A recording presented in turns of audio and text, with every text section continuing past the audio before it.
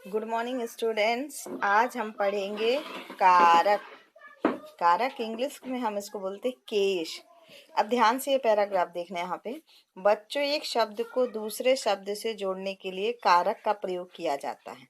यदि किसी शब्द को बीच से हटा दिया जाए तो वाक्य में अपूर्णता व्याप्त हो जाती है, मतलब अधूरा हो जाता है। अतः वाक्य संरचना को पूर्ण करने के लिए कारक का होना अत्यंत आवश्यक है। जैसे यहाँ पे देखो, एक आपको सेंटेंस दिया गया है, वाक्य दिया गया, सुमित ने रेलगाड़ी से गर्मी की छुट्टियों में यात्रा की।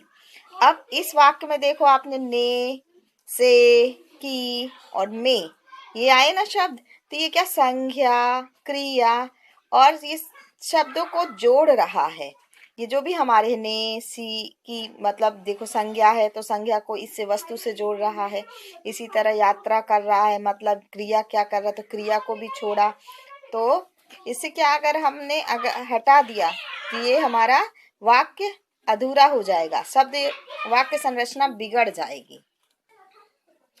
तो उपयुक्त वाक्यों में, ठीक है, तो जैसे सुमित रेलगाड़ी गर्मी की छुट्टियों में यात्रा की, मतलब देखो यहाँ पे ने से हटा दिए गए हैं, तो इससे क्या है, ये वाक्य हमारा अधूरा सा लग रहा, पूर्ण लग रहा है। इसी तो परिभाषा क्या है इसकी, वे शब्द जिनके द्वारा संज्ञा या सर्वनाम का क्रिया के साथ संबंध स्पष्ट होता है, कारक कहलाते हैं। मतलब क्रिया का, सर्वनाम का और संज्ञा का वो संबंध दर्शाते हैं, तो ये हमारे कारक कहलाते हैं। अब कारक का शाब्दिक अर्थ क्या होता है? कारक का शाब्दिक अर्थ है क्रिया को पूर्णता प्रदान करने वाला। क्रिया को मतलब पूर्ण प्रदान करता, पूरा वाक्य बनाता है। अर्थात किसी वाक्य में प्रयुक्त शब्दों का एक दूसरे से जो संबंध बताए उसे कारक कहते हैं। अतः संज्ञा या सर्वनाम तथा विशेष रूप से क्रिया के जिस रूप से वाक्य के अन्य शब्दों के साथ संबंध स्थापित होता है या किया जाता है, उस रूप को हम क्या कहते हैं? कारक कहते हैं। अब कारक के भेद क्या है? काइंड्स ऑफ केस, मतलब कारक के मुख्य रूप से 8 भेद होते हैं। तो देखो ये यहाँ पे इस तरह चित्र द्वारा दर्शाया गया है। पहला है कर्ता, दूसरा है कर्म, तीसरा है करण, चौथा है संप्रदान, पांचवा है हमारा अपादान, छठवां है संबंध और सातवां अधिकरण और लास्ट है हमारा सम्बोध। मतलब 8 भेद होते हैं। अब इन 8 भेद के बारे में हम जानेंगे, ठीक है। पहला है हमारा कर्ता कारक, मतलब नोमिनेटेड केस। अब किसी भी वाक्य में कार्य करने वालों को कर्ता कारक कहते हैं। जैसे यहाँ पे काम करने वाला हो तो उसको हम क्या कहेंगे? कर्ता कारक। जैसे कर्ता का तात्पर्य काम को करने वाला, जिसके द्वारा क्रिया की जाती है, उसका उपसर्ग यानी परसर्ग, उसका चिन्ह क्या है? ने। कर्ता ने। तो जैसे यहाँ पे देखो, सचिन ने क्रिकेट खेला। यहाँ पे कर्ता कौन है? सचिन है। काम करने वाला वो क्या कर रहा है? क्रिकेट खेल रहा है, इसलिए सचिन ने क्रिकेट खेला। तो कर्ता ने, कर्ता हमारा कारक है, उसका निशान क्या, विभक्ति चिन्ह क्या है? ने। सेकंड है हमारा कर्म कारक। कर्म मतलब ऑब्जेक्टिव केस। वाक्य में कर्ता का प्रभाव जिस पर सबसे अधिक पड़ता है उसे कर्म कारक कहते हैं। जैसे इसका भी उपसर्ग मतलब विभक्ति चिन्ह क्या है? को। जैसे यहाँ पे देखो आपने, कृष्ण ने कंस को मार डाला। कौन सा कर्म किया? मारने का कर्म किया, इसीलिए यहाँ पे कृष्ण ने कंस को मार डाला। यहाँ पे हमारा कर्म का कारक चिन्ह कौन सा है? को, कर्म को, ठीक है। थर्ड है हमारा करण कारक, इंस्ट्रूमेंटल केस। देखो, वाक्य में कर्ता जिसके द्वारा कोई कार्य करता है उसे करण कारक कहते हैं। अब कर्ता कोई काम करता है, देखते हैं हम, तो इसका निशान कौन सा, विभक्ति चिन्ह से है। जैसे देखो, आज राधिका अपनी कार से स्कूल आई थी। किसके द्वारा आई थी? अपनी कार से स्कूल आई थी। तो यहाँ पे कार्य किया जा रहा है ना राधिका के द्वारा, तो इसलिए इसका विभक्ति चिन्ह कौन सा है? से। इसके बाद हमारा चौथा है संप्रदान कारक, डिटेटिव केस। मतलब कर्ता जिसके लिए कार्य करे उसे संप्रदान कारक कहते हैं। कर्ता मतलब हम, और हमारे द्वारा जो काम किया जाए, जिसके लिए कार्य किया जाए, वो क्या, उसका चिन्ह क्या है, के लिए। अब इसका एग्जाम्पल देखते हैं। देखो, रमेश रश्मि के लिए गिफ्ट लाया। कर्ता के लिए कार्य करे, मतलब ये रमेश किसके लिए लाया, रश्मि के लिए गिफ्ट लाया, कर्ता के लिए लेके आया, इसलिए इसका निशान में कौन सा विभक्ति चिन्ह है, के लिए। तो रमेश रश्मि के लिए गिफ्ट लाया, जैसे माँ ने मेरे लिए चाय बनाई। ठीक है, तो इसमें के लिए हमारा संप्रदान कारक का विभक्ति चिन्ह है, के लिए।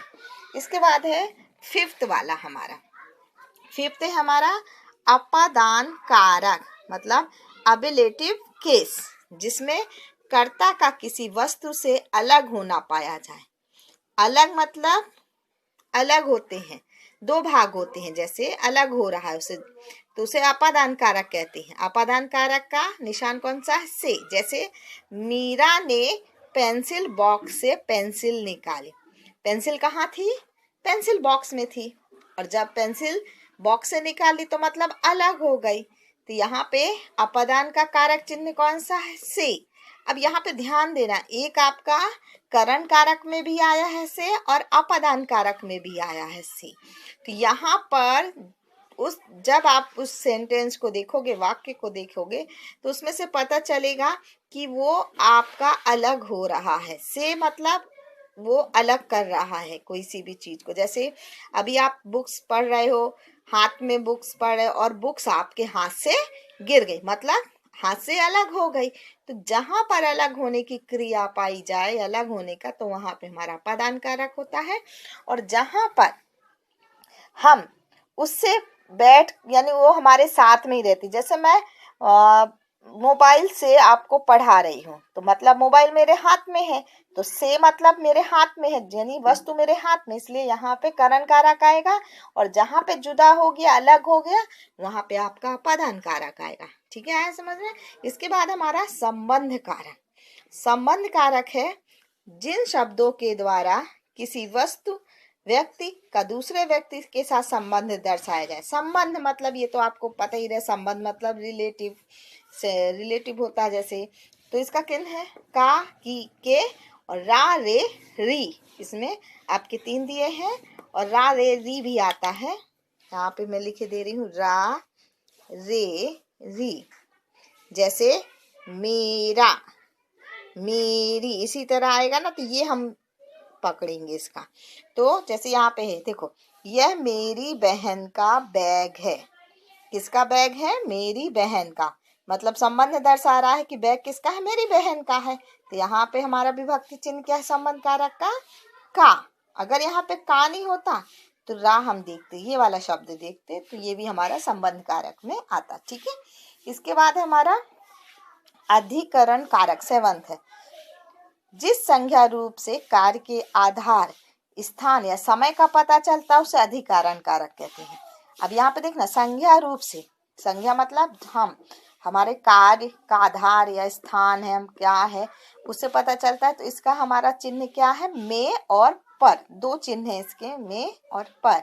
जैसे चिड़िया घोंसले में है, चिड़िया कहाँ पे है, घोंसले में है, इसीलिए यहाँ पे कौन सा है, हमारा अधिकरण चिन्ह। जैसे पर का है, मेरे घर पर आज पार्टी है, तो यहाँ पे पर आया ना, कहाँ पे हो रही, घर पे हो रही मेरी पार्टी, तो पर चिन्ह आया, तो ये हमारा अधिकरण कारक। सबसे लास्ट में है हमारा संबोधन कारक, वोलेटिव केस।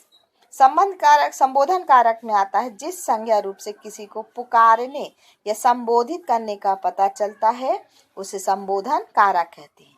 जैसे हम संबोधित करते हैं, हे भगवान, हो, अरे ये क्या हो गया, तो ये शब्द जो भी है हमारे ओ, हे, रे, अरे, ये शब्द आते हैं, ये विभक्ति चिन्ह हमारे संबोधन कारण के। ये जहां पे भी आते हैं तो वहां पे क्या होता है, संबोधन का। जैसे छात्रों पीटी के लिए तैयार हो जाओ, छात्रों, इसमें ओ आया ना, यहाँ पे ये वाले चिन्ह हमें देखना पड़ता है, विस्मयबोधक। जहां पे ये चिन्ह आता है वहां पे हमारा संबोधन कारक होता है। ठीक है, तो ये आपको समझ में आया। इसके देखो यहाँ पे आपको कुछ सेंटेंस दिए गए हैं और बताया गया है, पूरे विभक्ति चिन्ह बताए गए हैं। ये देखिए, पर पहला है कर्ता प्रथम विभक्ति, ये है ने। फिर है जैसे अशोक ने पतंग उड़ाया, कर्म का है द्वितीय है, द्वितीय नंबर पे है कर्म, तो उसका चिन्ह क्या है को। उमेश को पुस्तक दो। थर्ड है हमारा करण कारक, तो इसका विभक्ति चिन्ह क्या है से। सहयोग के अर्थ में, मतलब जैसे यहाँ पे सौम्या ने मशीन से कढ़ाई की, अब मशीन से कढ़ाई की तो वहां पे बैठ के ही की होगी ना। संप्रदान का है चतुर्थ, चतुर्थी मतलब चार के लिए, माँ ने बच्चों के लिए नाश्ता बनाया। अपदान पंचमी पांचवा, से अलग होने के अर्थ में, जैसे माली पौधों से फूल तोड़ता है, फूल क्या हो रहा है, पेड़ से अलग हो रहे हैं। संबंध छठवां, षष्ठी मतलब सिक्स, काके की, और देखो यहाँ पे दादेरी आया, यह मेरी बहन का घर है। अधिकरण कारक सातवां, में पर, बतख पानी पर तैरती है, और संबोधन है लास्ट में ए ओ रे हरे, हे प्रभु मेरी रक्षा करो। देखो सूत्र है ने को से के लिए, से काकी के जान, में यह हो हर हरे, यह कारक है पहचान। ठीक है, आपको ये वीडियो आया तो लाइक कीजिए, सब्सक्राइब कीजिए और शेयर कीजिए, और कमेंट बॉक्स में आप कुछ भी लिख सकते हैं, मैं बाद में आपको बता दूँ।